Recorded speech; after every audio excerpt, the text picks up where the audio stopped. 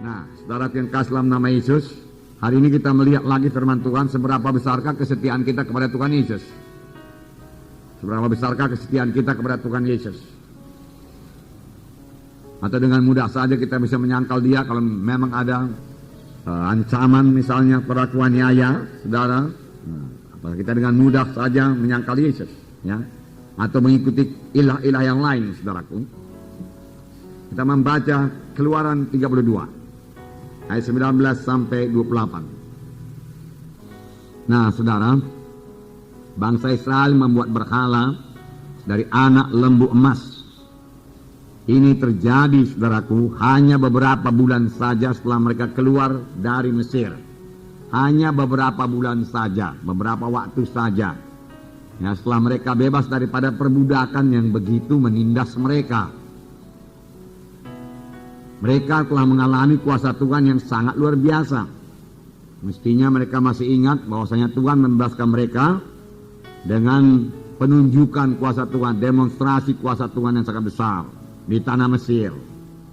Lalu mereka bebas, tetapi orang Mesir, Firaun mengejarnya dan sampai Laut Kulsum. Kuasa Tuhan nyata lagi. Tuhan membelah Laut Kulsum dan membiarkan bangsa Israel menyeberang. Bangsa Mesir mencoba mengejarnya dari belakang, tetapi dia tenggelam dalam laut karena Tuhan menutup laut tersebut. Semua mereka tiba di Gunung Sinai. Di Gunung Sinai Tuhan menyatakan kemuliaannya sehingga bangsa Israel gemetar ketakutan. Dan di Gunung Sinai Tuhan memberikan 10 hukum kepada bangsa Israel.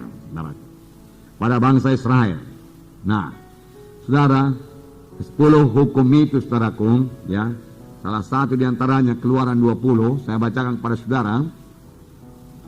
Ayat 2 mulai, Akulah Tuhan Allahmu yang membawa engkau keluar dari tanah Mesir, dari tempat perbudakan. Jangan ada padamu Allah lain di hadapanku. Janganlah membuat bagimu patung yang menyerupai apapun yang ada di langit di atas, atau yang ada di bumi di bawah, atau yang ada di dalam air di bawah bumi. Jangan sujud menyembah kepadanya, atau beribadah kepadanya, sebab aku Tuhan Allahmu adalah Allah yang cemburu, yang membalaskan kesalahan kepada kesalahan bapa kepada anak-anaknya, kepada keturunan yang ketiga dan keempat dari orang-orang yang membenci aku. Nah, jelas sekali firman Tuhan berkata di sini, jangan ada padamu Allah lain di hadapanku. Jangan buat patung, jangan sujud menyembah kepadanya, jangan beribadah kepadanya. Aku Tuhan yang cemburu. Aku akan membalas kejahatan bapa kepada anak-anaknya, kepada cucu-cucunya, sampai kepada keturunan keempat dari orang-orang yang membenci aku. Jadi Tuhan teraku, Tuhan yang tegas. Nah, begitulah Tuhan teraku bencinya kepada kuasa kegelapan, ya, kepada Allah yang lain. Karena dia telah memberikan perintah dalam Keluaran 20 lebih dahulu, jangan ada padamu Allah yang lain. Itu hukum yang pertama. Jangan ada padamu berhala yang lain. Jangan ada sembah-sembahan yang lain. Jangan ada percaya yang lain. Baik dalam hal memperoleh berkat, jangan ada percaya yang lain. Baik dalam perlindungan, jangan ada percaya yang lain. Pada jimat itu, ya, jangan ada percaya yang lain. Ya, baik dalam hal berkat, Tuhan saja yang memberi berkat, saudaraku. Bukan nenek moyang kita sudah mati memberi berkat. Ya. Jangan ada padamu ilah yang lain. Tuhan tegas sekali dalam hal itu, saudara. Pada aku Allah yang cemburu. Nah, di sini Tuhan berkata, saudaraku, aku musnahkan mereka itu, Musa dia katakan. Dan aku menjadikan satu bangsa yang besar daripadamu. Tapi Musa melunakkan nanti Tuhan. Janganlah begitu Tuhan dia katakan. Ingatlah akan Abraham, Ishak, Yakub, hamba-hambamu yang kau pilih. Mereka itu kan keturunannya. Apa pula nanti kata bangsa Kanaan ini semua, kata bangsa-bangsa yang lain. Apakah karena engkau tidak sanggup memimpin mereka sampai ke tanah perjanjian yang kau janjikan? Saudaraku, Tuhan teraku dikatakan, ya, menyesal, saudaraku. Nah, jadi tidak jadi Tuhan musnahkan, tetapi hukuman tetap ada, saudaraku. Hanya karena Musa sajalah bangsa Israel masih disertai Tuhan. Pada waktu itu Tuhan sudah berkata, aku tidak menyertai kamu lagi.